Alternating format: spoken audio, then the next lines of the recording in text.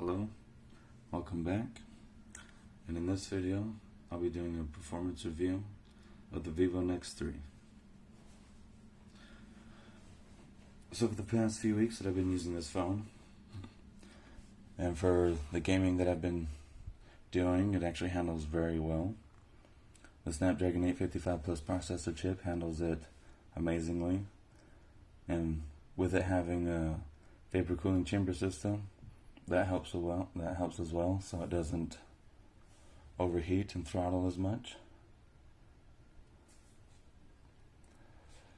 And also I was asked if I could show what YouTube and Instagram and Snapchat looks like on here as well.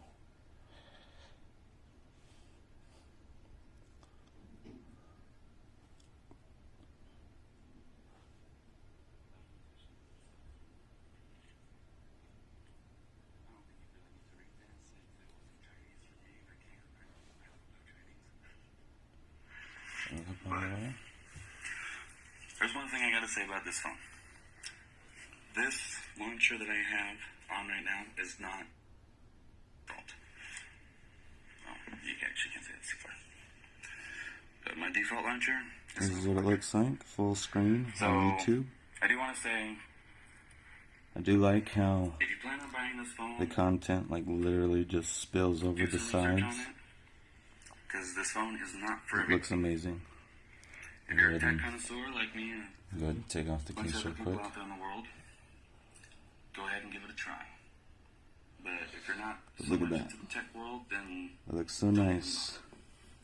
You'll hate the phone. In my opinion. Because a lot of this shit is in Chinese.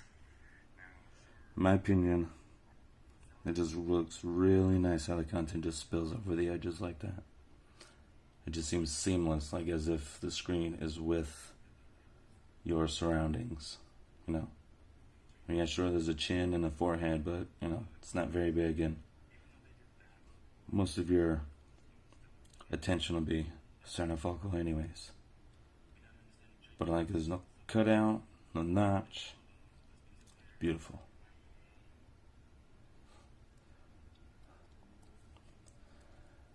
This is what Instagram looks like. A little close. In dark mode. Honestly, when I downloaded Instagram, it was already in dark mode because the phone has a system-wide dark mode, and it does affect third-party apps. Most of them anyways that I've noticed. So like this one, it did. I didn't have to change it into dark mode. I mean, you can, but I didn't have to because it was already done. Facebook as well. But here's what Snapchat looks like. Swipe to your chats. Map. Sub over to community. Discover. All that. Some of you who like Pinterest, you know, this is what Pinterest looks like.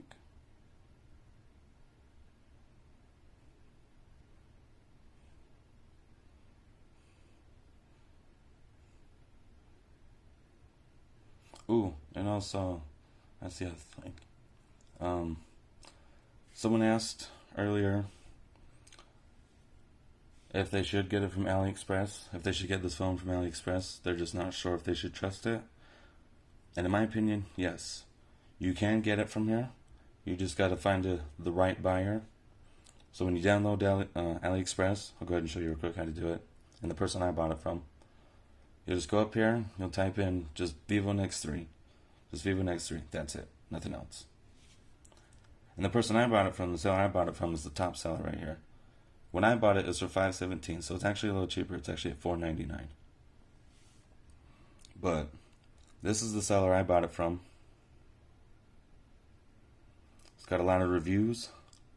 Like every single person that has ordered this phone, I mean, there's only 7 people that have ordered it in the United States, but from other people that have ordered this phone, they haven't had issues. Some people may have had to wait a little longer for shipping, but, I mean, it's coming from China. Gotta expect a little longer depending on where you're from, or depending where you're at, or anything like that. But it only took 3 weeks for mine to get here. So understand, do go with the date that it says on here. So even though, so this one says the 16th of June, stick with that if you order it today. Because when I did order it, it said it would arrive on the 11th of May. But I got a notification saying that it would arrive between the 25th and the 2nd, like the 25th of April and the 2nd of May. I didn't pay attention to that. So I was like, I don't think it'll get here that fast. So I just stuck with it arriving on the 11th, and it actually arrived on the 5th, so like almost an entire week earlier. But yeah, if you want to get it from here, get it from this buyer.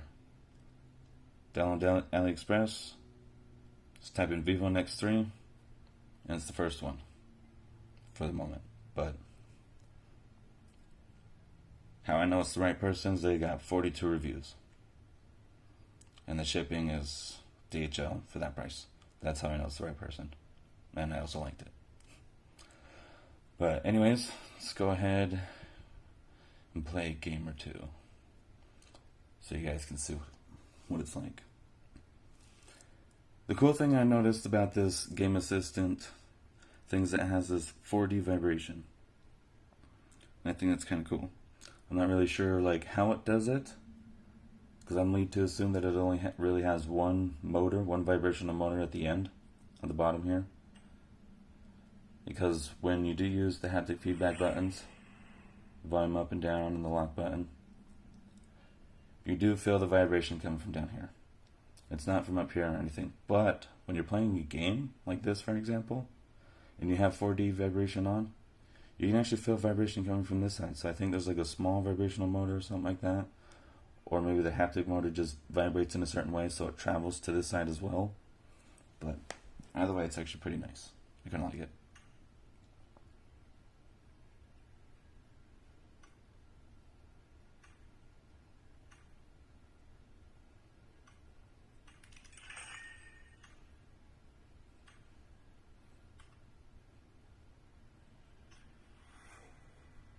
See if we can do a quick match or something. Oh, and also someone asked if the edges are interactive, and also I did tell them like in a way they are, but in a way they aren't. So if you're playing PUBG and you're worried about not being able to push any of these along the side here, well, like you won't be able to like right at the edge of the screen, but once you get to a certain angle, once you get to a certain spot, you can. So that's why I say in a way yes, but in a way no, that it's interactive.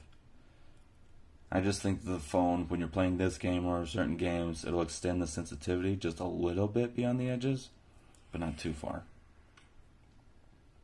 So that way you can actually push some of the buttons or functions that are along the edges.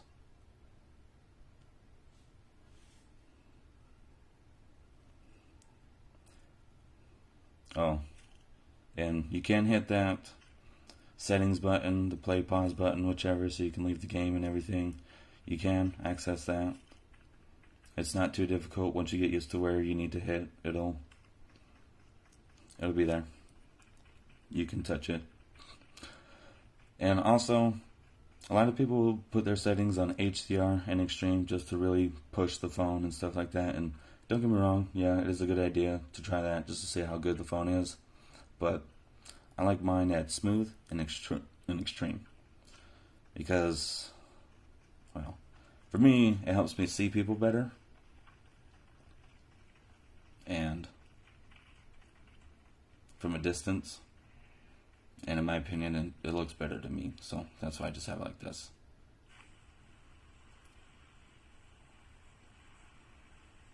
But even so, like so, you can stop and pause it.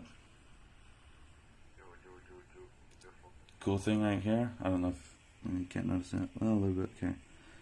It'll have your battery and signal strength right down at the bottom there. And I think that's actually cool because on a lot of phones, it'll be, a lot of other phones that I've had, it'll be up here, right alongside this. But for this, they put it down there. I think that's pretty cool.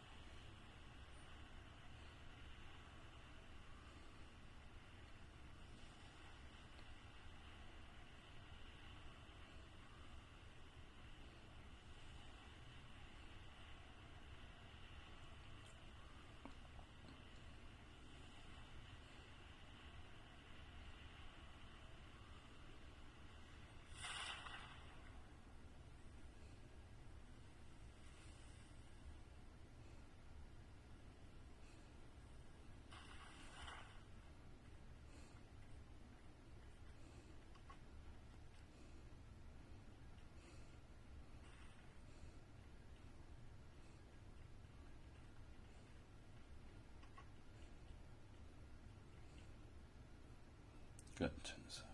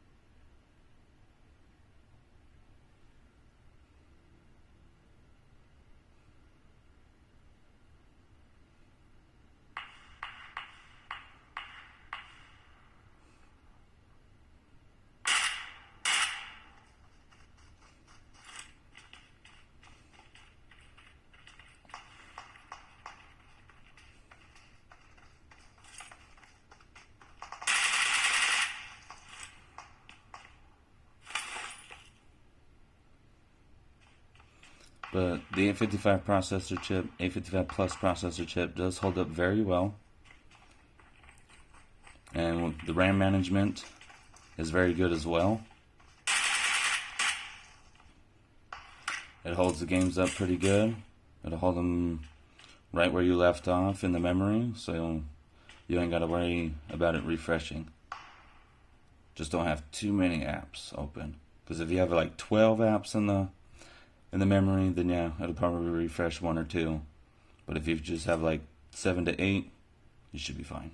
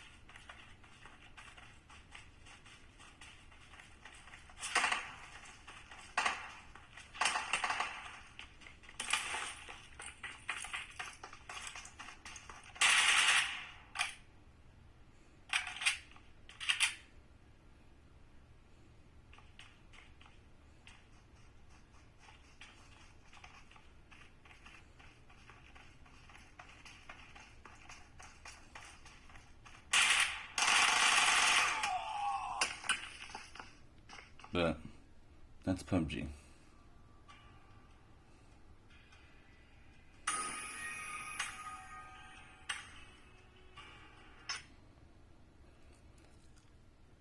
So for the 4D vibration, it does, like I said, it does do like some kind of extra vibration in a way to actually send it over here, whether it has a secondary one or not. It does vibrate over here when you're getting shot from this direction, and then it'll tell you if you're getting shot from this direction, and such like that. Let's go ahead and show you what my favorite pastime game looks like on here. I think it's really nice how the display just spills over on the sides.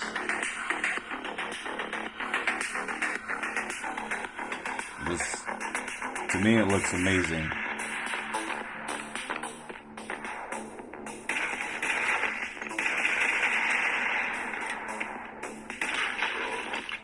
That's the guy. But to me, it looks amazing that the content just spills over the sides like this. looks awesome in my opinion. I really love it. And someone also asked what the haptic feedback is like for texting and stuff, if it's nice and clicky and subtle and whatnot. And yes, but if you have the setting up all the way, let me go ahead and get into the settings and show you what I'm talking about. So, the pressure sensitive buttons, you can actually change the sensitivity so that they respond a little more acquaintantly to how you're pressing. And I have mine like this just so I definitely know I'm pressing the up and down button and stuff like that, instead of trying to press it the same and hitting all three buttons at the same time or whatever in some kind of way. And you can also have your guides for the buttons on the side. You can have it like those or like this, or you can turn it on the off-screen display, so when you lock it, they're there. But I don't want to. I like it off. To me, it looks a lot better, cleaner without it there. And also, you got a virtual side button that you could use for the volume, but I have that off as well because. Oh, and you could also, if you want to, you could have it on. You can use it to turn off the screen. It only turns off the screen though. That's it. You can't use it to turn it on or anything like that, but yeah. So let's get back to the vibration. So I have my vibration on high. And with it being on high, Jesus, this phone is not focusing. And with it on high, it's nice. It's not too strong. It's not too harsh. So texting and everything. If I were to give an example for texting and stuff like that, I'd say it's kind of similar to about maybe the Galaxy Note 8, maybe the Note 9. But I'll probably stick more or less with like the Note 8 range. It's about like that. And if you don't like it, you can always turn it down. That's okay. You can turn it down to low, medium, or leave it on high. A lot of people might like it on medium. Whichever, With it on medium, it is very nice. I like it on high, but that's only because when I'm getting messages and stuff, I'll actually be able to feel it. Because when it's on medium, not so much. And when you get on Snapchat and stuff, use that. That'll turn on the flash.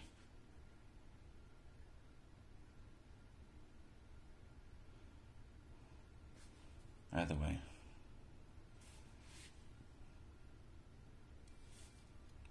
It is a big phone, though. It is a pretty big phone. I'm not gonna lie. I've got some fairly large hands, compared to this phone. So it's not too big for me. It's okay. It's good. I can handle it pretty well. And also, someone asked if I could show them something to show off this beautiful display. Let's see if I can.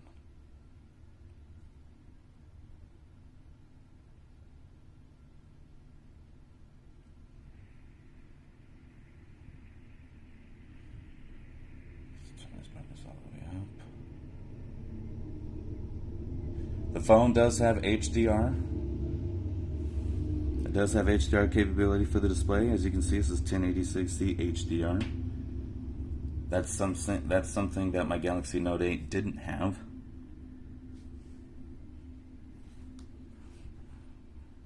It had HDR, but when I'd go and watch videos on YouTube or whatever like this, it just wouldn't. It just didn't have that tag when I'd play a video like this. But look at that. Colors are nice and vibrant. Content just spills over the display like that. Like as if you're watching this firsthand, sort of. I can understand that's the kind of experience they're trying to give. Look how crisp that is. Probably can't exactly tell how crisp it is from this video camera, but yeah. This is nice. Beautiful. Content just spills over. Viewing angles are nice and easy to watch. Phone gets fairly bright. It is up all the way.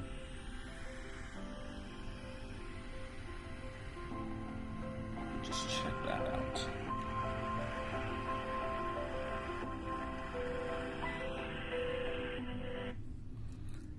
But anyways, that's it for this video. It was getting a little long. I hope you liked it. I hope you enjoyed it. If so, like and subscribe. Share with your friends. Any questions or concerns, post them down in the comment section below. And until next time, much love, and catch you in the next one. Peace.